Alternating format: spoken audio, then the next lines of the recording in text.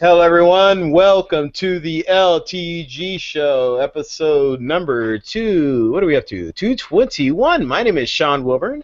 I'm Tony Hannity's. And I'm Andrew Lee.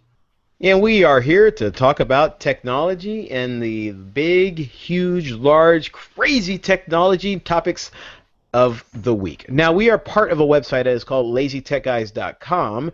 And if you would like to, actually, if you could, please go ahead and type that into your URL, LazyTechGuys.com. You get some information on, well, gadgets, news, gaming, mobile, and more.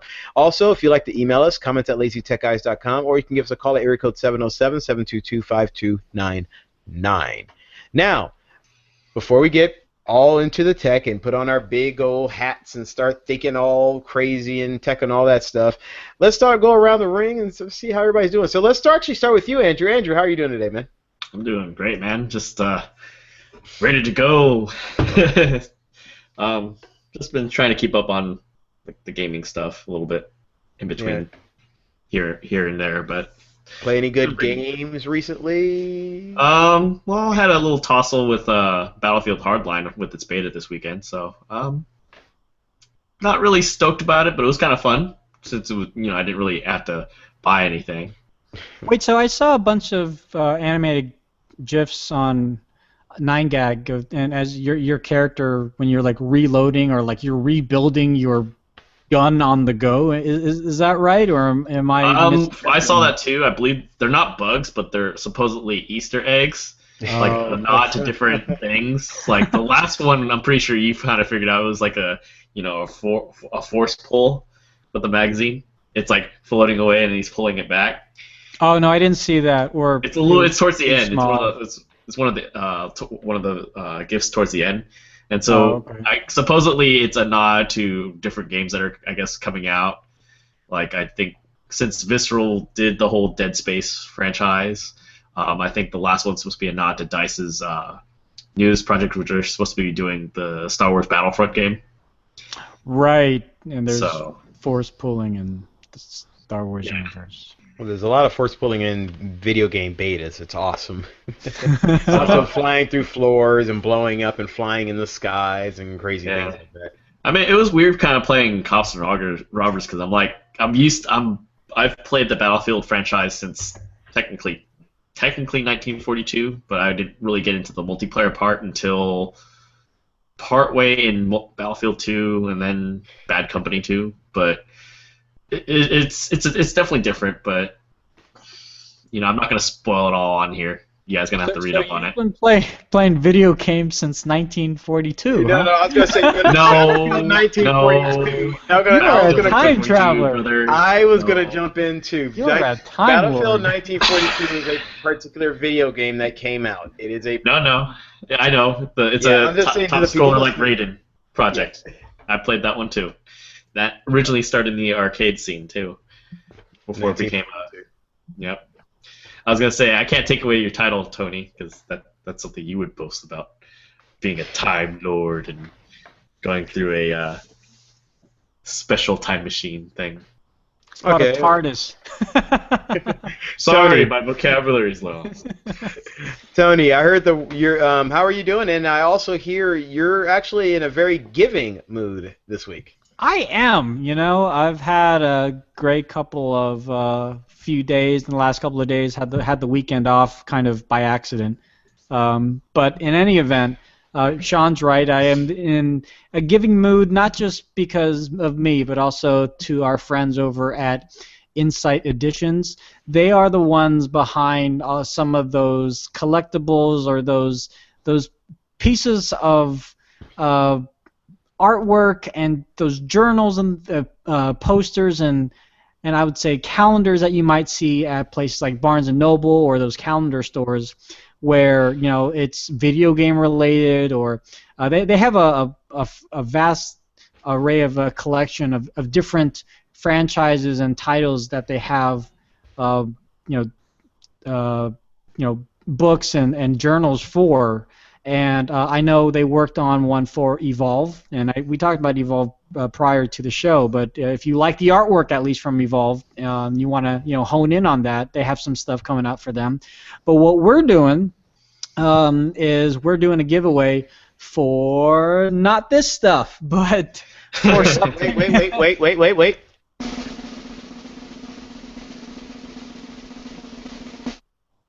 You know, you gave me enough time, but I didn't even grab it. I'll grab it here. So we're doing a giveaway here for one thing is this Halo-inspired journal. It's got a very much like a leather-bound outer booklet, and if you're into writing and things like that or doodling, 92 line pages in here. So it's very well done. Smells like money. And then we also have an example of Halo art. So this is one of 40 different posters that you can get in their poster collection, which looks like this. So this is their poster collection, and I did a whole video review on both of these things. So you can go check that out on our YouTube channel, Lazy Tech TV, and it gives a little bit more information as to what we're expecting in the giveaway. But yeah, these are all the different posters that you can choose from, and the artwork is amazing. And the nice thing about these is that they're very thick pieces of paper. They're not flimsy or anything like that, like you might get at Walmart or something. And they're really good to the point that if you're really proud of the artwork, like this or like these guys right here, you could go as far as framing these things. So yeah. I was gonna say I recognize that one. Anyways, it took me a while. I was like, why does that look familiar? It's the cover for Halo 3. Exactly. So. No, you're right. Yeah. Yep. And then that one's supposed to be, I think, Halo Wars, maybe. So the way the giveaway is working, you go to Lazy Tech Guys. Oh, and it fell. Oh, fail. Oh, where is it? Where is it? Really gonna do that? Okay, fine. All right. So the way to enter the giveaway, go to LazyTechGuys.com. The giveaway article is up. It should be stuck to the top, and really all you have to do is, first of all, watch the video if you can. Let us know if you have any questions or comments relating to the video. But then also in the comments section, let us know what would you do with the Halo Journal. Like, what would you draw in here? What would you write in here? Blue or red? What side are you? Did you pre-order Halo 5? And how long have you been a Halo fan, or as I put it, a Halo-er? We're going to also track if you are liking us on Facebook, following us on Google Plus and Twitter, and subscribing to our YouTube channel, and that's all through our friends Rafflecopter, and we'll get that tracked out there. And so the more that you like us and do all those other things, that will increase the likelihood that you'll win. And just to give an example, young lady by the name of Catherine says that she is a fan of Blue. She has pre-ordered Halo because her father and brother are going to go crazy for it, and she would probably use the journal not for her, but for her little brother who loves to draw his own comics. So that's really nice of her. So she's not the winner, obviously, because we have until Friday. Friday the 13th is the cutoff time. So get your entries in. Good luck to y'all. And once the winner has been chosen, we will contact you via Twitter or some other method, and the company will mail the prizes directly to you. You have to be in the United States, though. That's the one kind of caveat, unfortunately. So if you're in Bangladesh or in Europe or something like that, I'm sorry, you can't win. Maybe you could win through a friend that lives here, and they could send it back off to you. But the recipient, at least the initial recipient, has to live here in the States. But yeah, good luck. Awesome. All right, guys. Let's try to put this back up. It's all about the blues. Yeah, by the way, that was a great fail there. I can't wait. If that falls again in the show, that's going to be great. Everyone who's just listening to the podcast, definitely get a chance. Check out the video of it. You'll see what we saw. Would you guys stop breathing for a second? Hold on. No, don't do that. By the way, can I say how great the artwork is? Even from back here, I'm like, wow, that is well done. Anyway, all right, so I did my best. I was up late at night.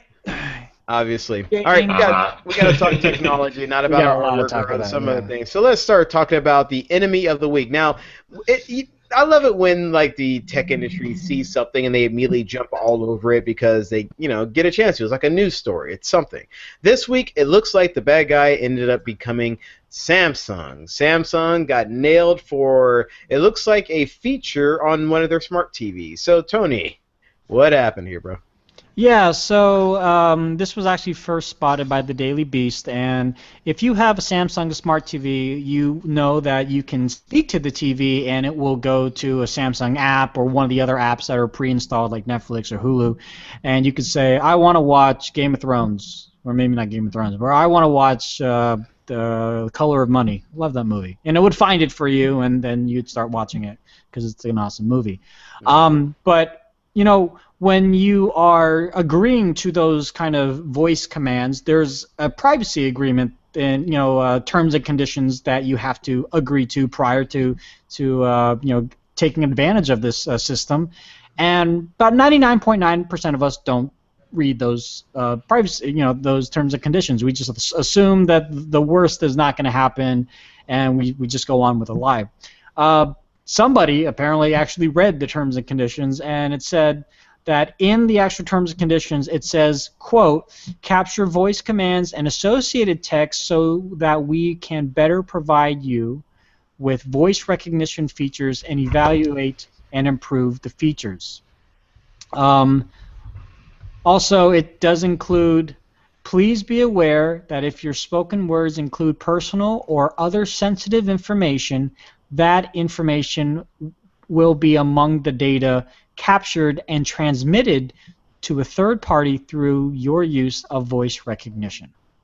So the first thing that people thought was, crap, everything I'm saying is being heard by Samsung and their third-party affiliates, advertisers and the like, and there's no privacy between me and this TV whatsoever. It's listening to everything that I say.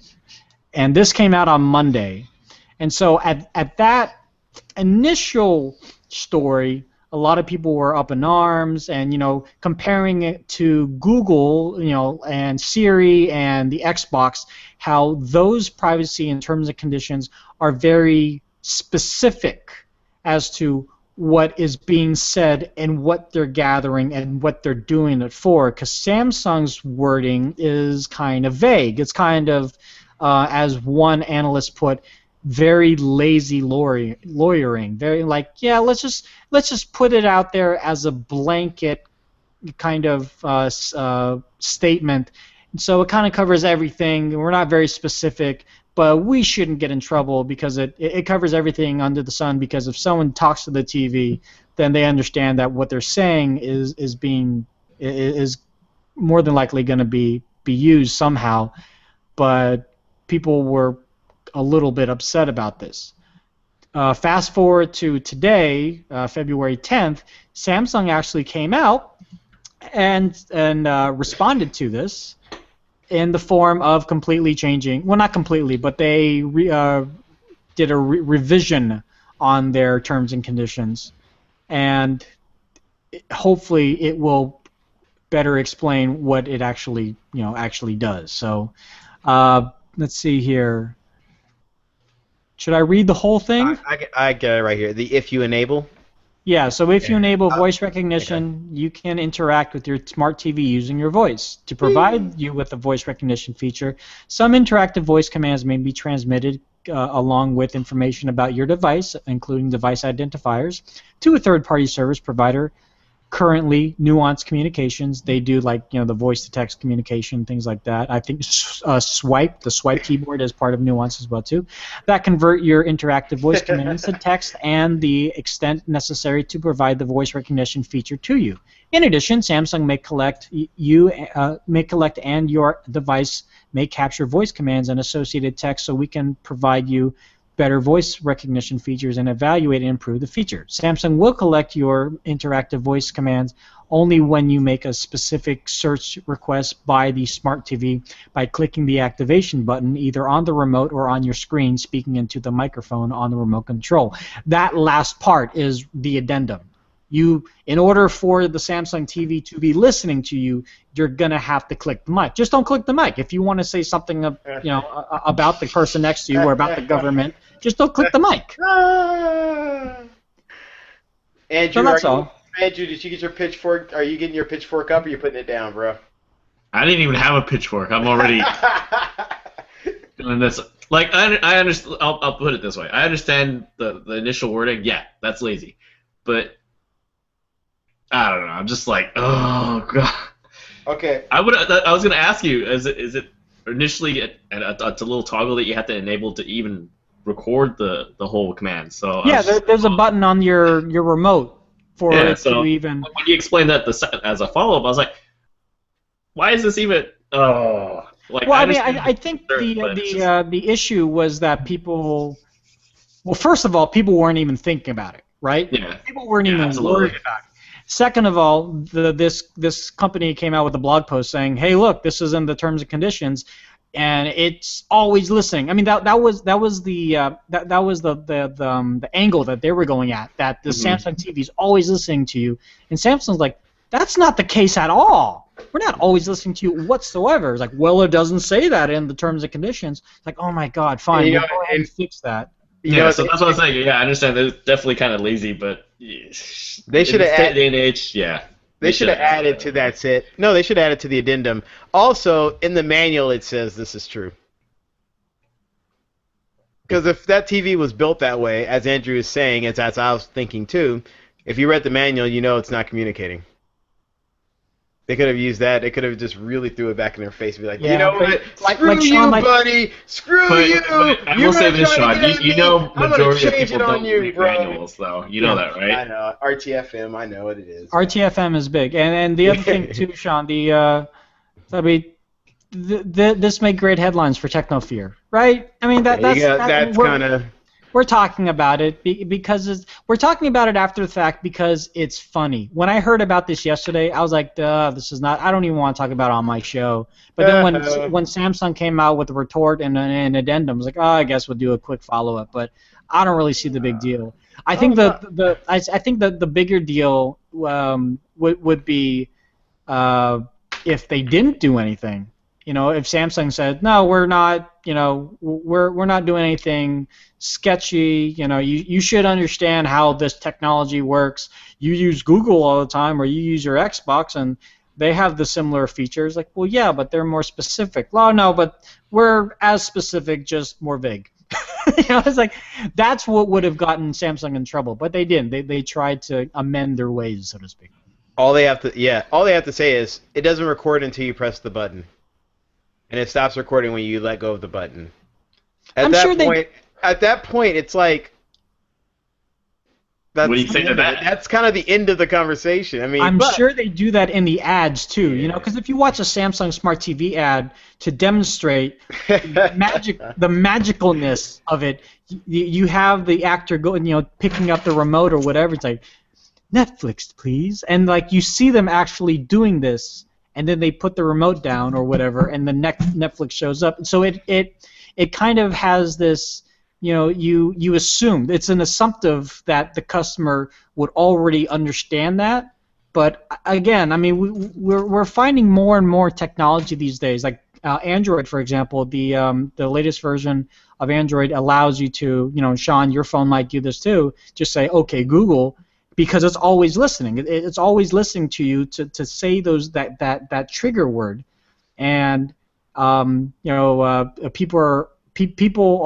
people are okay with those things, and some people aren't. The people that are okay with it, when they understand the value of it, and they also understand where the information is going, they can then make a conscious decision whether to continue using that or turn that feature off. But the way that I see that they were looking at Samsung was just doing it, and they weren't being able to, they didn't feel like they had the ability to turn off, where in fact it was off all the time until they hit that freaking button. So it's clear now. People should stop, bitching and moaning about it. But yeah, it's just poor wording in that terms and conditions. There you go. I'm just glad there's a group out there that's actually taking the time to read these things, because who knows what we're agreeing to. I could have agreed to like sell my car to Apple for pennies on the dollar when I had my iPhone.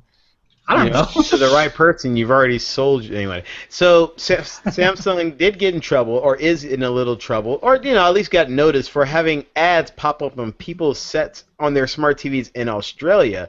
Though now this is a little bit interesting. It seems like out in Australia, all of a sudden, people were watching TV, and I guess with the Plex streaming service, I guess that's where it started, or that's where people noticed it.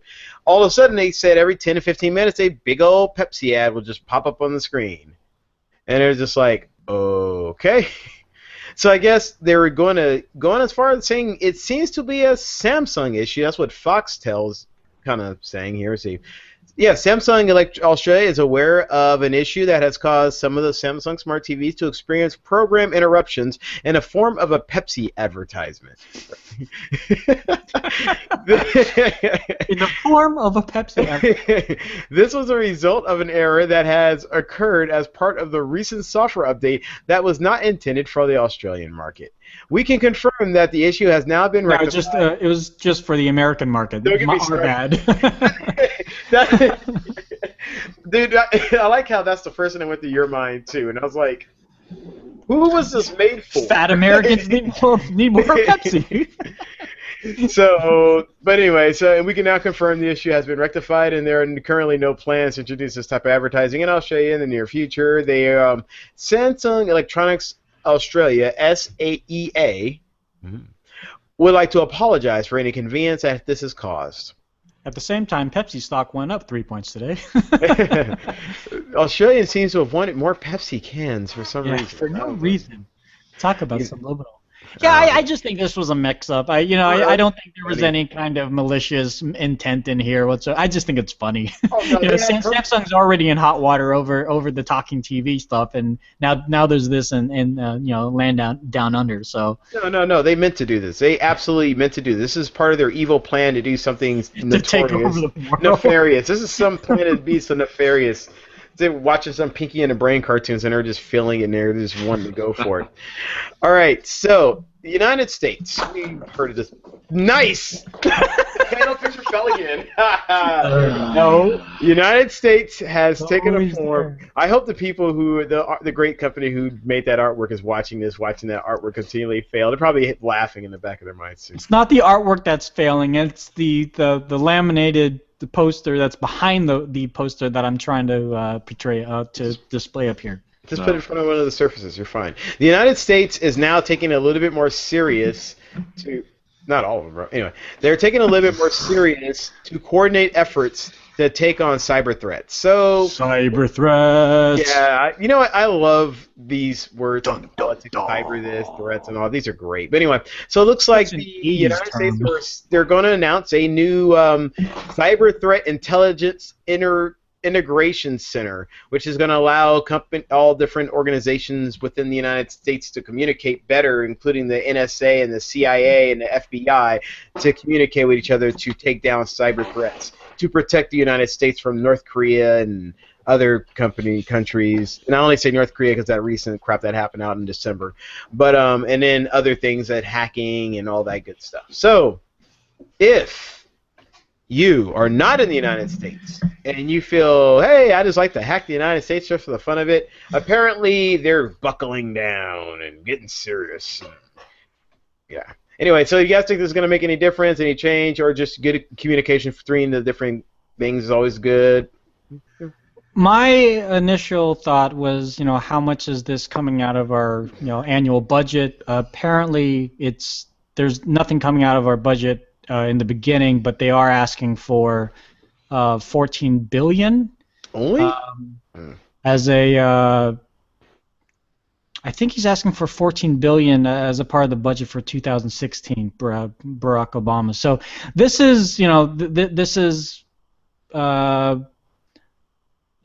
not the, it's not the last year that Obama's in office, but it, is getting to the end where he needs to make a big splash. So he has a legacy to say, in my term, we allowed gay marriage in a bunch of states. We did this. We have that, and all this good stuff.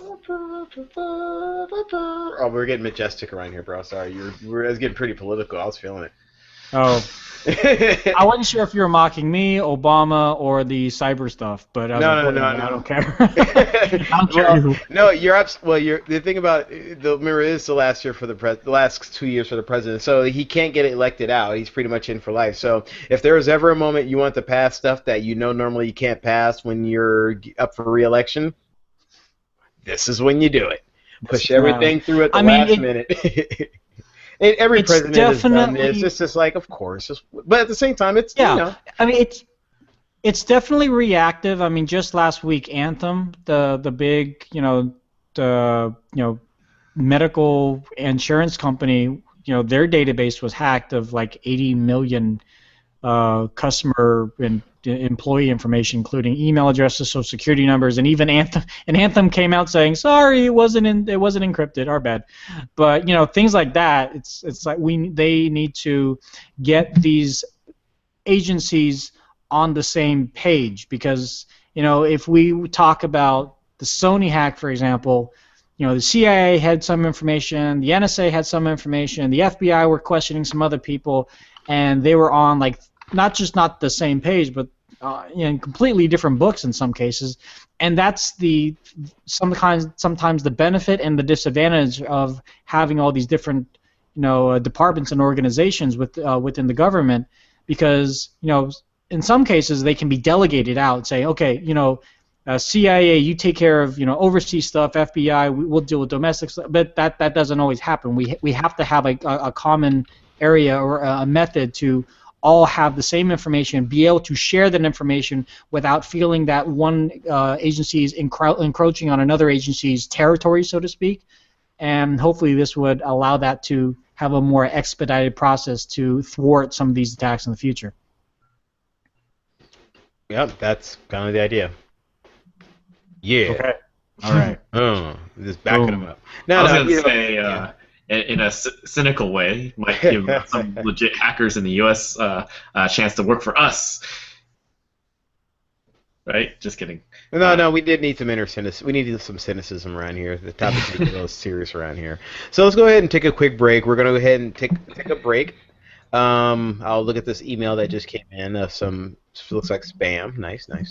And we'll go ahead and take a break, everyone. And while everyone is sit back relaxing, this will be an absolute fantastic time to relax, chill out. And you know what? When you're chilling out and relaxing, one way you can do this is, well, listening to music. And, Sean Wilburn, he's a great artist. You check his music out. Great person to relax to.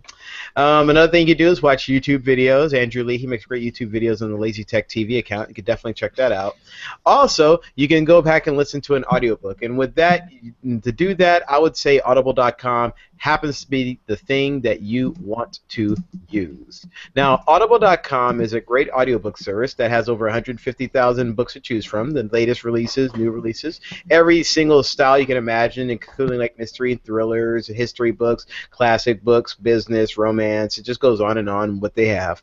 And most important of all, it's a really cool audiobook service that allows you to sit back and listen to these books read to us in our busy lifestyle. So you want to relax, you want to sit back and enjoy, but you don't want to watch TV, which I'm not a big TV guy myself. I am definitely an audio guy, and having this will be a great way of sit back and listening to it and saying, and then enjoying a story and, well, partaking in great things that we miss out on this day. Like, movies do not do stories the way that books do, and this is a way of really taking in the story in its full glory. So to sign up and check it out, we want you to use this URL. This URL will get you 30 days to check it out for free, and it gets you a free book. So you get a one to try out, and you get the chance to get discounts on other books while you're a member. So the URL to try this out is www.audibletrial.com/lazy. Once again, audibletrial.com/lazy. Use that URL, sign up, check it out, and with that, you will, well, check out a cool audiobook service and have a lot of fun. And we would also like to thank them for being a sponsor. So, all right. What is this thing about net neutrality? We've talked about this a couple times before, and I think last week we brought up saying that there's a possibility that the chairman Wheeler of the United States, of the FCC, will actually come out and say that the United States will start to look at considering running broadband as a utility. It was still kind of rumor at that day and at that moment, and Tony, you and I talked about it. I was just more like saying, well, it's going to happen, it's going to happen. You were saying how some of the negative possibilities of it with the taxes and regulation that could have along, as well as possibilities of keeping innovation alive, the positives that come along with it. And it looks like all that became true. He did absolutely say that this is how they're going to ensure net neutrality. So, Tony, what we got going on, man? Yeah, so first of all, I thought it was interesting that he wrote this opinion blog on Wired.com. So you know that it was a direct kind of response to the tech community instead of it being on some sort of political blog or something like that. So I thought first of all, I thought that was an interesting move. But second of all, yeah, the idea is that the internet broadband, which if you guys don't know, broadband by the FCC has been defined as 25 megabytes or higher. Anything lower than that cannot be called broadband. So I thought that was interesting. That happened, I think, last Monday. We missed that. I was going to say real fast, that just got started, is what you're saying. Before that, it was like they could call broadband anything now. Right, 5 megabits down. Broadband. Like, wait, what? Like, yeah, got it. Yeah, 1997 maybe. But yeah, the fact is now that Tom Wheeler is trying to push through not net neutrality as net neutrality, but he's trying to push through classifying broadband providers, ISPs, internet service providers, as Title II, and that would be under common carrier. And common carrier, if you guys don't know, is kind of an antiquated law. Common carrier actually began back in the days of old with trains. And the idea was that if you want to go from San Francisco to San Bruno, it would be one fare. And then if someone said, oh, I want to go down to Palo Alto, and I have me and my family, they would either say, no, you can't do that, or they would charge an immense amount for you to be able to do that. Under common carrier rules, it was a regulated amount that they said, okay, you can charge this much. You cannot deny anybody's service unless there's a good reason to, and this has to be agreed upon throughout the whole land. And that idea was adopted later on for communications over telegraph, over telephone, but cable internet was never under Title II. It was under Title I, so it wasn't ever regulated. And some people were fine with that. Having a non-regulated internet where the government couldn't really do anything about it per se, but at the same time, that gave ISPs complete free reign to, in a sense, do what they want to do. They are doing that right now, where that, if you are paying for a certain amount of speed, if you want more speed, you have to get it. Or Comcast, for example, could say, oh, you want to use Netflix? You kind of have to pay more for that. They're not doing that, but they could completely flip a switch and force that down our throats, considering Comcast is the majority shareholder of ISPs here in the United States. Having it under Title II, that would forbid any kind of fast tracking, any kind of fast lane from the ISPs. It would give common grounds with regard to pricing. This would disallow the government to overcharge you for certain things. And he also said, Tom Wheeler said in his proposal for this bill, that he would consider somehow getting mobile networks involved in this as well, which is huge. I don't know if this would mean if this would have any kind of impact on unlimited versus limited, versus throttling or anything like that. It may or may not. I'm not too sure about that, but I thought it was an interesting turn of events where that he was going to push this through. And yeah, a vast majority of tech pundits, the tech enthusiasts, and the overall community that we speak to on a day-to-day basis are very happy about this change, because Tom Wheeler was a lobbyist for Comcast, and we thought that he was going to continue being in Comcast's back pocket, and he would not push for Title II. He would push for some of the other proposals that he mentioned over the summer, which were completely against net neutrality. But now it seems that he's kind of turned a cheek to a certain degree, and for that, a lot of us are like, wow, good for you, Wheeler. We might have spoke a little too soon. And we might still be speaking a little bit too soon because the devils are in the detail. We need to find out exactly more specifics as to what is going to be passed through in this bill, or if this bill gets approved. Furthermore, if this bill even does get approved, because even if the FCC says yes, okay, we're going to go ahead and approve it because they do have a majority Democrat over Republican, and the Republicans are not happy about this, and we'll talk about that in a second. It still has to pass through the House, and that's majority Republican as well too, and they do not want regulated internet. They want deregulated internet. They say that deregulated internet the way it is now will continue to have innovation. It'll allow the startups to innovate and not have to worry about having to worry about the government rules and things like that.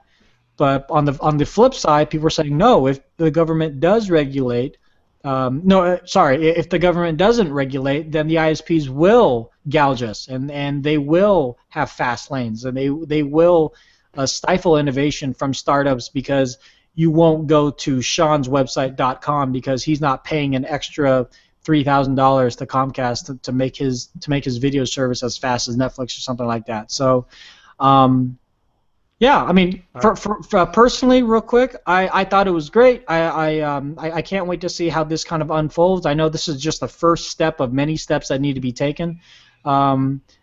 Is it in response to kind of Obama and what he said back in November? Maybe not. I think there was definite pressure from the overall public because there was a lot of people for net neutrality and for us being moved to a common carrier, but there's also a lot of people that aren't. So, well, as far as the move goes, remember I kind of said it last week. The internet has gotten too important, too big for us to sit back and just not have to look at it seriously. And if this is the right decision to do, so be it. If this is a mistake, I hope it's not. We'll see what happens. And you kind of said it already. The devil's in the details. I'm not going to get excited or not get excited. I'm happy for all those tech pundits who were jumping for joy and were like giving each other high fives for this stuff. And I'm like, well, when we see how this really affects it, are prices going up? Are they going down? Is nothing going to change? Are we just going to have everything the way it is now? Or is everything going to be flipped upside down? It's kind of hard to say. Now, the second part of the equation, as far as the people who are against it, this is the entire issue about the whole thing. In reality, and by the way, Tony, this is the reason why I put the second article in, and it's the fact that this has become a political issue over anything else. It doesn't matter what net neutrality is. And by the way, Tony, good job explaining the entire Title II thing. Good job. That was excellent. I learned that from tech stuff from howstuffworks.com. Thank you, Jonathan Strickland. There you go. All right. All right. So, but it's a political issue now. What you have now is a president who's making these things when his last 2 years of his service. He can't get voted out anymore, so he's just making these proposals. His party has lost the other two, the Congress, both sides of the House, so he can make all these proposals in the world, but unless the Congress suddenly agrees to it, which they're not technically on his side, none of this matters in the first place. This gentleman who's made these announcements is Obama. A person who was appointed by President Obama for the position. So now he automatically gets put into that camp. So you have now Republicans saying, well, we already against it. It's misleading the American people without explaining anything. So we already got politics playing into this thing. And then you have also an article I was reading that they already have lawsuits planned to slow down this process for the next 2 years till the president gets out. And by then they would hope to get a politician in there who would not who would not support this. In other words, a Republican in there. So what this has now become is a political game. So I know that everyone's getting happy. I'm just want to deflate everybody's hopes and dreams and saying, guys, it has nothing to do with technology anymore. This has to do with money. It has to do with money in Congress. That is what, and then what happens in the next 2 years in the political arena. Well, the thing is, too, I mean, if you think about it, it's not even over after the 2 years. Even if this does get voted through, and it doesn't get delayed until after Obama's out of office. Once he's out of office, and we have a new president, if that new president is a Republican, and that Republican appoints another chairman, commissioner of the FCC, this could be overturned, through another addendum. Yep. And I also want to state, I'm not saying I'm pro-Republican, pro-Democrat, pro-Green Party. I'm just stating the fact of these things can be turned on a dime with enough money behind it. So, it could happen either way. It could happen this year, or it could happen in 3 years. But this is going to be a never-ending discussion, because something new is always going to come out, because technology is running rampant as time goes on. Because now we have wearables to think about, and that's not. I mean, Internet of Things, is that included in it because it's an internet? We don't know yet.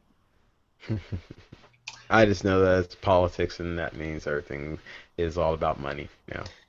Yeah, and the interesting thing is, a lot of these things happen, behind the closed doors, and at least unless you watch C-SPAN all day.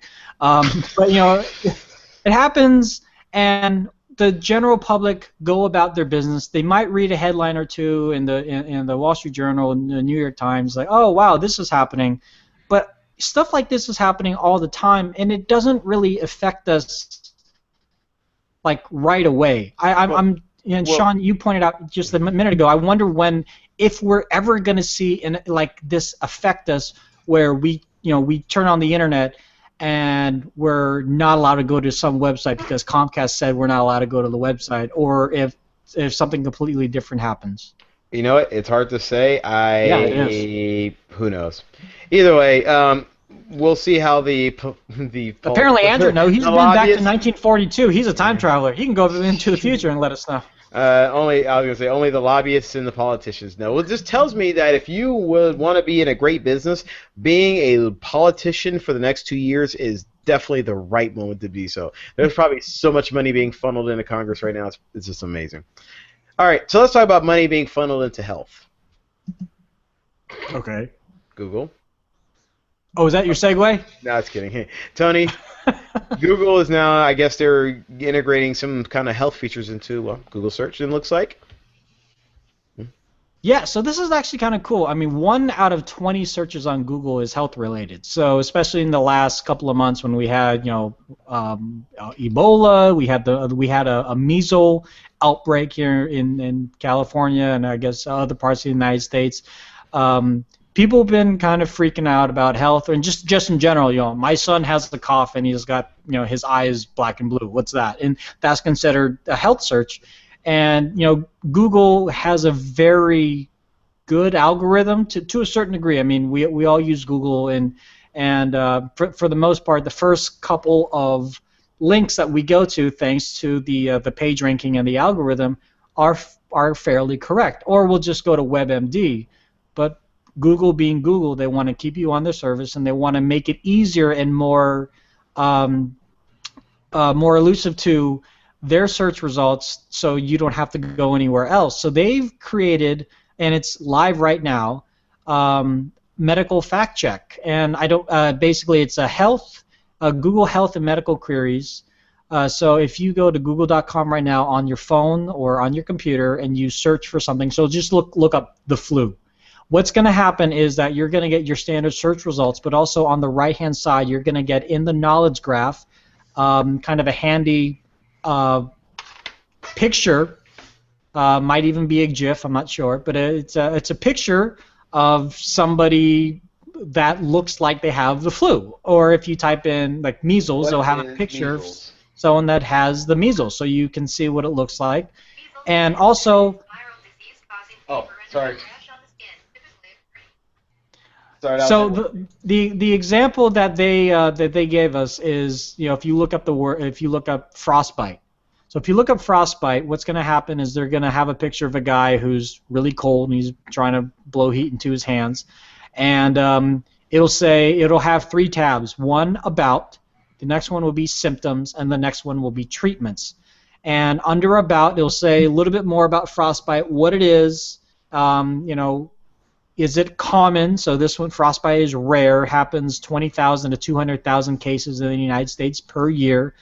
And it usually doesn't require any kind of lab tests or imaging, and it can be. And then you can click on symptoms to find more about what the symptoms are of frostbite, and then treatments as to what you can do to combat frostbite. So at first glance, you might say, "Oh wow, Google's trying to be the point of contact for any and all medical questions." They're not. They're meant to be a guide. In the Google information about this, they specifically specify that these results are not meant to be treated as medical uh, like prescriptions or anything like that. It's just medical advice. They say we know that cases can vary in severity from person to person, and there are bound to be exceptions. What we present is intended for information purposes only, and you should always consult a healthcare profession if you have medical concerns.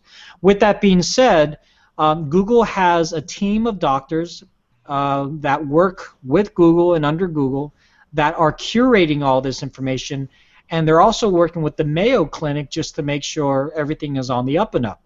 So the interesting thing is, first of all, that they're doing this, and I think it's great because, yeah, I mean, when my daughter was born and she was coughing and things like that, I would type in, 3-month-old coughing, doing this and doing that, hands and feet are cold and stuff like that, and I would, punch that into Google, and the first couple of results would come up, and I would have to go into that link, and I'd have to search all the information within that link. It might be on some random website. It might be on webmd.com.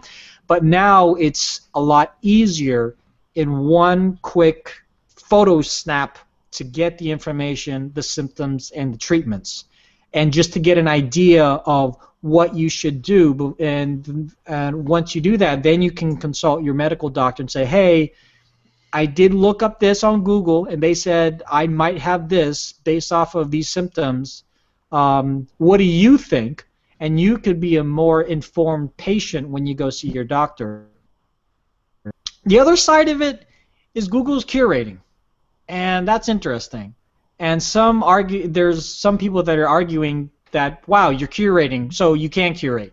You're not just an algorithm company. You can actually say, okay, we're going to put this info here. We're going to use this info. We're going to take that info and mush it all together. Do you guys agree? Yes, yes, yes. Okay, all these doctors agree that all this information is correct. Boom, frostbite. Why can't you do that with, curating this music from such and such, or curating this information about the War of 1812, or curating or decurating pirated websites? Why is Pirate Bay still popping up? It shouldn't. Why is Mega Upload, well, maybe not that, but upload.net is why is that still popping up? So it's definitely created a two sides to the coin. Like one side's like, this is really good. The other side's like, Google should be a little bit more open to curating other things too. You know what? I like how the people are complaining still. It's like, guys, just be happy that they're doing it, and yes, just get them on the next time. But just say good job. Anyway, and by the way, yeah, I'm happy they got the information there. By the way, also, if you thought it was going to be bad before with the curating and people having it in the search results, well, it's going to get worse because Google now has made a deal with Twitter, and now Twitter results and Twitter things are going to now show up in Google search. What? Yep. So a deal has been made, reported by Bloomberg, that Twitter and Google will now access the fire hose of tweets again.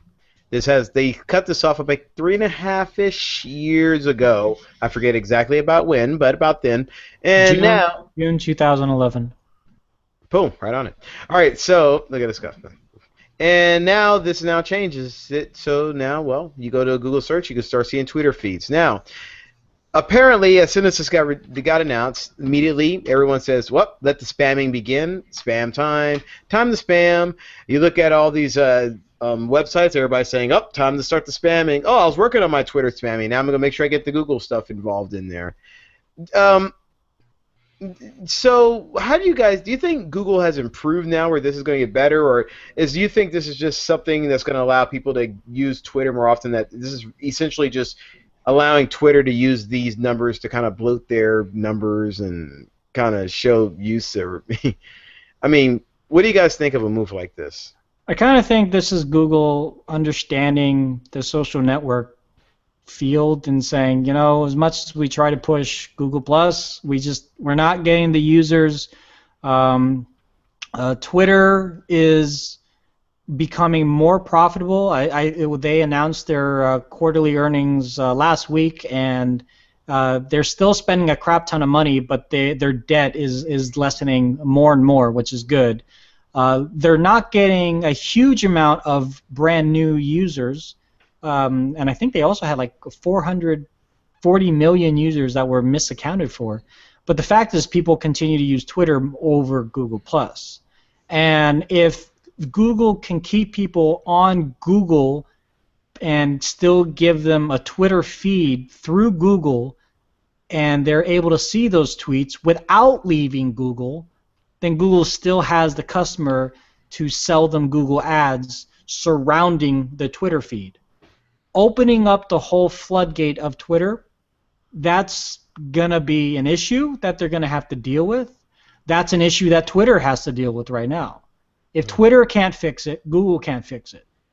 So by turning on that fire hose, yeah, it's probably going to be a big freaking mess for the first few months, because yeah, people are going to take advantage of it. You know, especially with the start of of Major League Baseball, and basketball finals coming up too. They're coming up, right? I don't know things. Yeah. The All-Star game, the All-Star break is coming up. Right, and then there's March Madness. So there's going to be a ton of like stupid hashtags that are going to pop up on Google, depending on how they show this in the Google search results. I don't see an example of how it used to look in Google search results. If it's like just a continuous feed in a little box or something as you're searching like Golden State Warriors, and it comes with the Golden State Warrior website, the latest score of the latest game, and then there's a little box with just a continuous stream of tweets related to the Golden State Warriors. You're definitely going to see spam in there, but you still see that spam on Twitter. So I don't see the problem. I see the problem if you're not a Twitter user, but I don't know. It's Google trying to make a good business decision that may or may not affect their overall usage base, and people are going to complain about it, but just like anything else, they're going to get over it. How many times Andrew, are you getting over it, bro? Are you going to get over it? Seems like business as usual, though. I think it's just going to be just a cluster. Yeah, my choice of words, but I think it's just going to be a mess anyways. So, all right, well, we'll see how this all turns out. Since I use Google pretty regularly, we'll find out pretty quick. Well, I mean, I use Twitter regularly, too, so, I mean, it's like...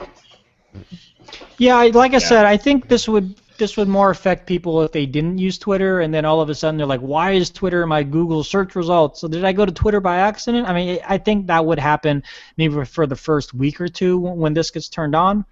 But then people are either going to get used to it, they might actually find use out of it. It's like, oh, wow, Robert Downey Jr. said something about the new Iron Man. That's not even a news story. That's cool, or something like that. So. Mm-hmm. Awesome.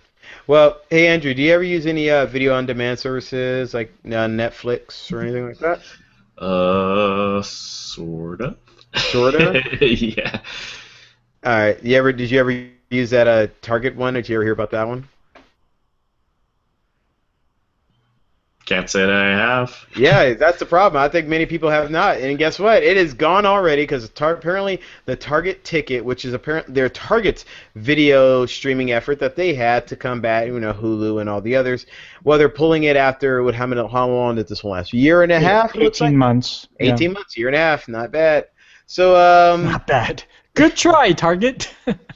So all right, so we were talking about the conversions and too many stream companies doing music out there now, and we were saying, oh wow, another video demand service, oh another video on demand service. You and I were saying things like that a couple of years ago. You remember that?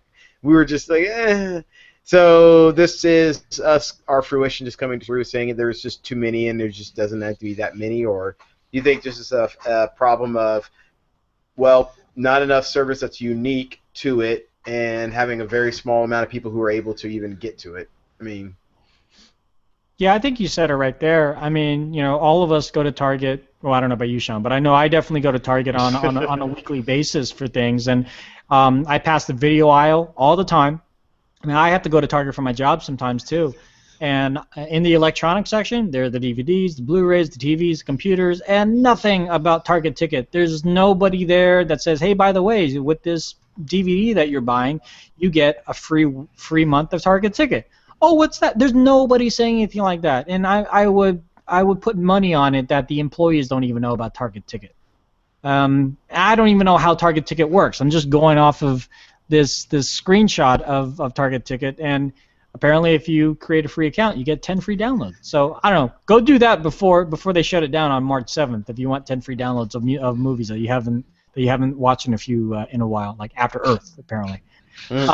This reminds me of Vudu, which is I think now a Walmart company, and Walmart has come out. Well, I don't know if they came out with it, but they were rumored to come out with their own streaming stick to stream Vudu content. And it's like, why would you try to compete against Chromecast and Amazon Fire when those two are already out? They already have the eyeballs on there. Your HDMI stick isn't that much cheaper. It really isn't that much better. Vudu service, it's kind of cool with the ultraviolet stuff, because I know our colleague Victor uses ultraviolet a ton. But for the most part, if you just put Vudu as an app with these other services, you should do fine. And Walmart's going to learn the hard way, 'cause it's spending all this money in R&D, and Target definitely has as well too. So, yeah, I'm all for innovation, and I'm all for new things to come into the market. But when it's a copycat with nothing really to bring to the table except for 10 free downloads instead of just one free download, then don't take my money. Just step aside and work on it. Awesome. Yeah. Don't take his money. Anyway. All right. Yeah, you take enough of my money. Shoot. So, Andrew, do you sell anything on Craigslist? Nah. Actually, hey, wait. Have you guys watched Airplane recently? And this the scene where the pilot is talking to the boy, and he's just like those ridiculously stupid questions, like, "Have you ever seen a?" Those. I mean, the questions are just inappropriate, but just very, very bad and funny. Watch Airplane if you haven't seen that movie in a long time. Great movie, and just love. I know Old classic, supposedly. I know Victor is already thinking in his head 20 million parts of that movie right now. Yeah. All right, so Facebook, Grandma talks jive. Facebook is taking on Craigslist. They're adding some kind of tool that's going to allow people to kind of do some kind of buying and trading or selling on Facebook, which is very interesting. I actually happen to work at a small business that uses Facebook quite substantially, and we just put gear up. But this is, well, to say it here, this Tuesday, which is today, as we're recording this, the new features that they rolled out are going to allow people to catalog items that you have for sale, even mark things that are for sale. These are going to be in some kind of set group, so you have to be part of a group to be in it. So you want to be in the group. But if you're in the group, you can buy, you can trade, you can sell, and kind of Craigslist in a more personal manner. Now, this is new. I haven't tried it out yet. I'm not going to sit there and say, oh, yeah, this is going to be great. This is fantastic. It works really well. But if you happen to be doing Facebook and you want to be selling or you're selling things like that, check this out. It just started. Look for the Facebook group that allow you to selling things, and it might help you out. It might keep you going. So I just want to actually use this as a blurb saying, hey, FYI, this is something cool that might help you out. Especially if you are really, really lazy. But then, really, what's his name? Tim Cook has the solution for really lazy people, right? Apparently, it's an Apple Watch. Is that all you got to do? Lazy people, buy an Apple Watch. There you go. Solution solved. So, Tim Cook says Apple Watch will tap you out of your laziness. Wow. What? Tap you out of your laziness. All right, so he was speaking during a Goldman Sachs technology conference and said that when the Apple Watch hits the market in April, it is a reminder to move around if you haven't done so in the past hour. The watch will tap you. The watch will tap you on the wrist 10 minutes before the top of an hour, he says. So pretty much it will help remind you 10 minutes before the hour that you're about to do that. So it may say, hey, wake up. Hey, it's been an hour. You haven't moved anywhere. Yeah, so your watch will vibrate, which is what he's saying. And no, but it will tap you. It's not a finger though come out of your watch and like, hello, Sean. But he's saying it will tap you. It's gonna tap you. I thought you said cap you for a second. Oh, this is man. Sean. We were talking about Ella before, and now we're gonna talk about capping. What kind of stuff is this to me? We're getting real California up in this thing real quick. I was like, what? Yeah, but yeah. We were Yeah, this about, is good. I mean, yeah. I think a lot of the smartwatches are gonna eventually be doing this. I had an Android Wear watch for a time being, and that was integrated into Google Health with a number of other like health-related fitness applications. And if they haven't implemented it already, there's got to be a way for it to be able to say, hey, you're inactive for more than 10 minutes, get up and walk around or something. And since they have the vibrate engine inside the watch, there's got to be an API or a method for not just Apple Watches, but just any smartwatch to be able to do this. And I think it's a great implementation of the technology to just kind of remind you, because I Netflix binge as much as I can for reasons beyond my own comprehension. And if at 2 o'clock in the morning, probably I'm not going to get up and walk around. But yeah, there might be some instances where maybe not every 10 minutes, maybe if you want to set it to every 30 minutes, I guess. But 30 minutes past, like, oh yeah, I'll walk up and go to the bathroom, or I'll make myself a sandwich, and because it's on my phone, I'll continue watching while I'm making the sandwich, and now at least I'm being active and I'm on my feet. So,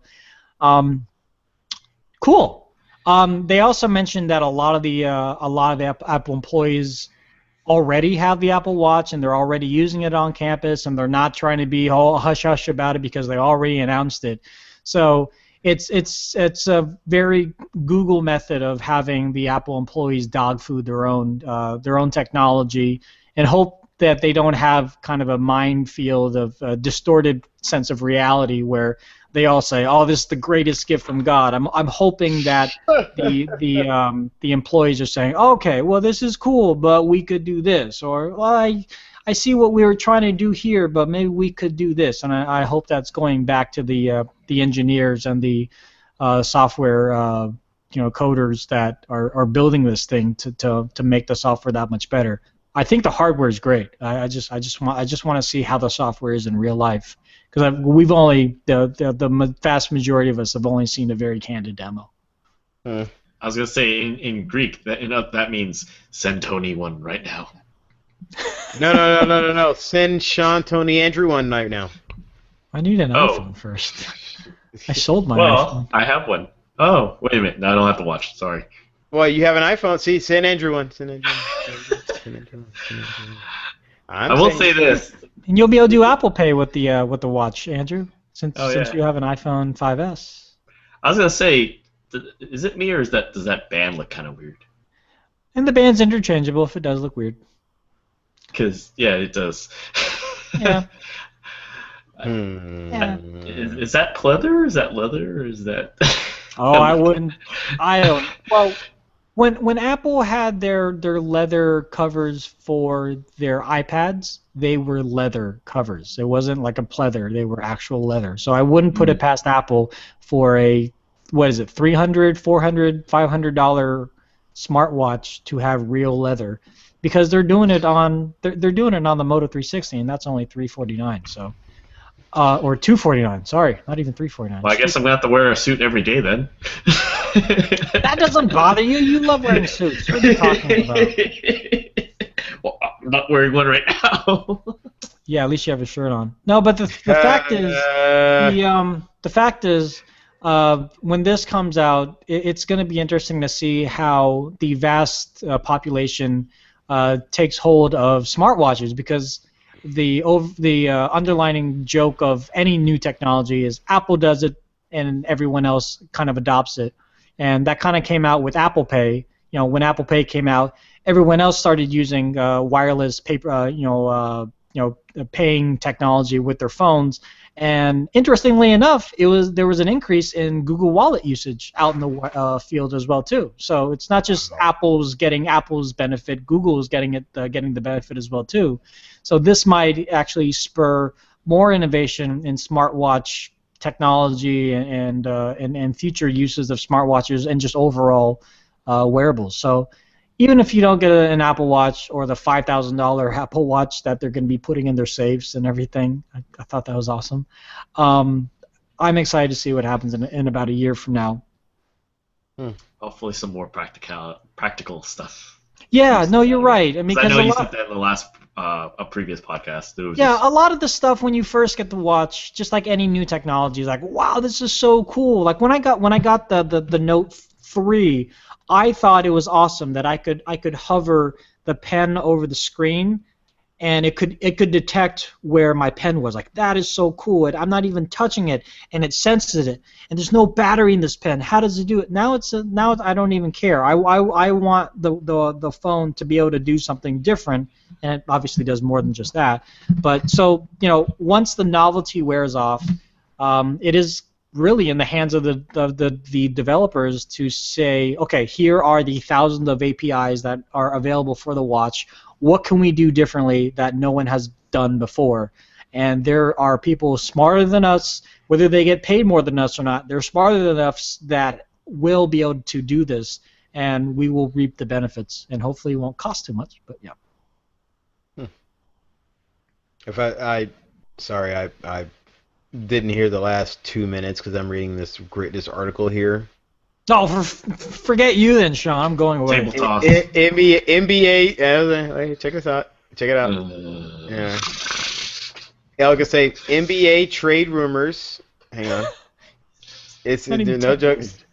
Nope. NBA trade rumors. Kevin Garnett to complete Golden State's championship squad. So I guess they're talking about Kevin Garnett, who's on the Knicks. The Nets, who's, I guess this might be his last year, and they thought he was just going to go away quietly, and now I guess rumors are popping up that they might be trying to pull him in for Golden State.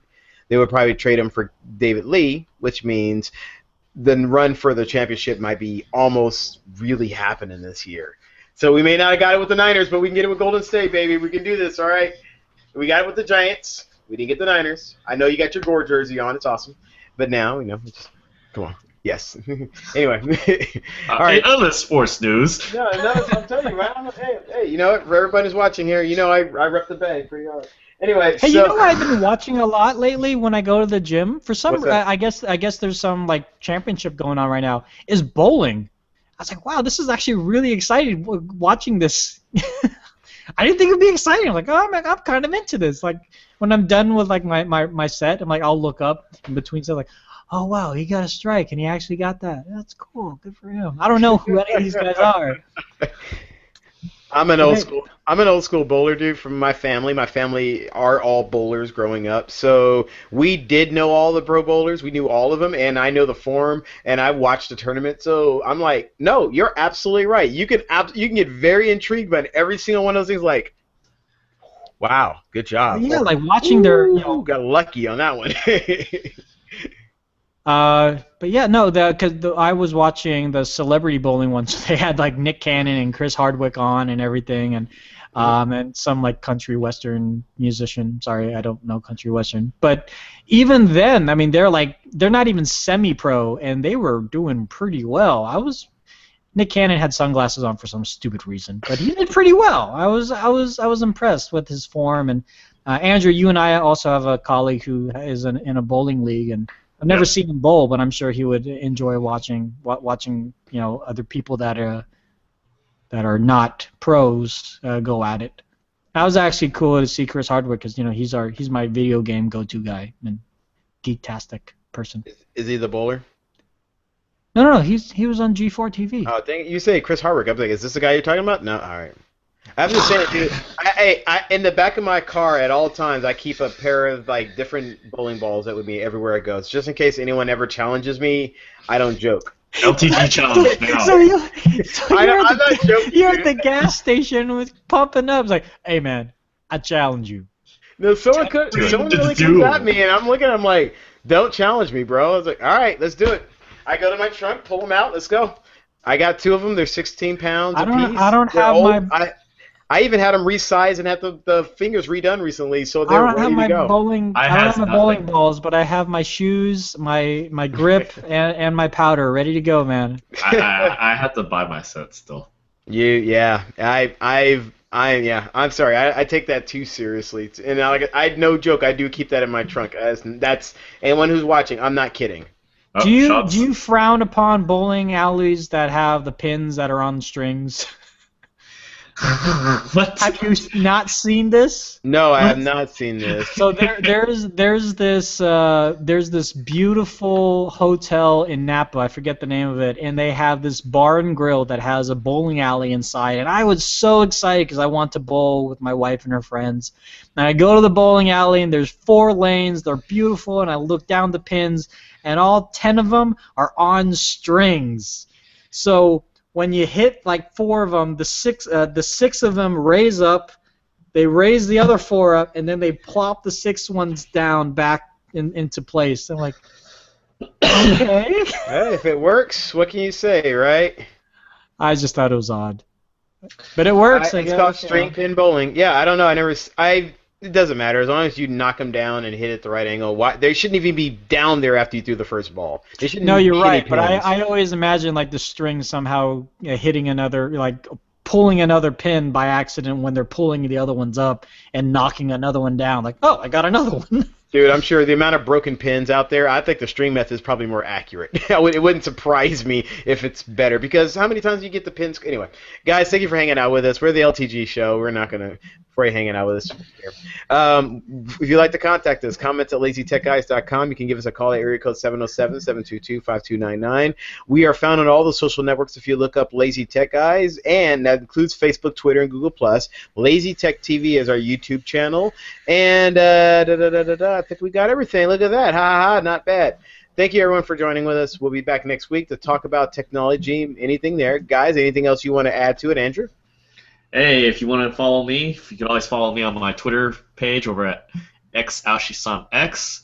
I know it sounds very Asian-like, isn't it great? Back in the 90s, I still have it. But I also broadcast usually on the weekends for Twitch TV for us unofficially. So you can follow me at twitch.tv/Aoshisan. I usually try to do, well, lately it's been, Fridays and Sundays, but it's always kind of subject to change due to work and everything. But I will usually post it on Twitter prior to broadcasting. So check it out. Awesome. Tony. Yeah, you can find me and all my connections at about.me/TeenNinja3000. I'm very active on Google+, so you can hit me up there, the Tony Hannity's. And yeah, make sure you get your entry into the giveaway. Very excited about giving this stuff away from Insight Editions. And Polonical Technological Flodorides. Yes, he said it. So Well, I was going to see if Sean was going to repeat it because he's doing like some weird echo. No? Oh, that's not Sean. I thought it was Sean. No, it was Sean. It was definitely me. Thank you, everybody, for hanging out with us. We appreciate it. We'll be back next week with about more tech talk and all that. Now, as I reach as far away as possible to get to the volume, as I was telling Tony last week, thank you again for hanging out with us. We'll be back next week. Have a great week. You're out. We're out. See you later. You're out. We're out. Yep.